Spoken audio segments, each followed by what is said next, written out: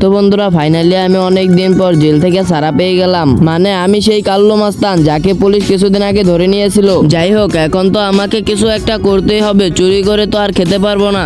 আর আমি ভাবছি একটা গ্যারেজ দিব, কারণ গ্যারেজের কাজ আমার আগে থেকে জানা। তো চলো গ্যারেজের কাজ শুরু করে দেই। ওকে ভাই, ফাইনালি এটা হলো আমার গ্যারেজ, আর এখানে কিছু গাড়িও আছে যেগুলোকে আমি ঠিক করব। তো চলো এখন রিপেয়ারের কাজ শুরু করে দেই। আর যখন আমি কাজ করতেছিলাম তখন একটি পুলিশের গাড়ি চলে আসে। শোন কাল্লু, এটা হলো আমাদের হাল্ক স্যারের কার, এটাকে ভালো করে ঠিক করে দে। ওকে ভাই সাহেব, ফাইনালি তো একটা সুযোগ পেয়ে গেলাম, মানে ওই হাল্ককে শিক্ষা দেওয়া। চলো এটাকে ব্রেক ফেল করে ফেলি, তারপর হাল্ক একটা শিক্ষা পাবে। আর ভাই ফাইনালি আমি ব্রেক ফেল করে দিছি। হাবিলদার এনেছিস নাকি রিপেয়ার করে? হ্যাঁ বস, এনেছি। তো চলো এখন আমাকে যেতে হবে একটা চোর ধরার জন্য। কিন্তু এটা কি ভাই, মনে হচ্ছে তো এই গাড়ির ব্রেক ফেল। ও ভাই, এটা কি হয়ে গেল?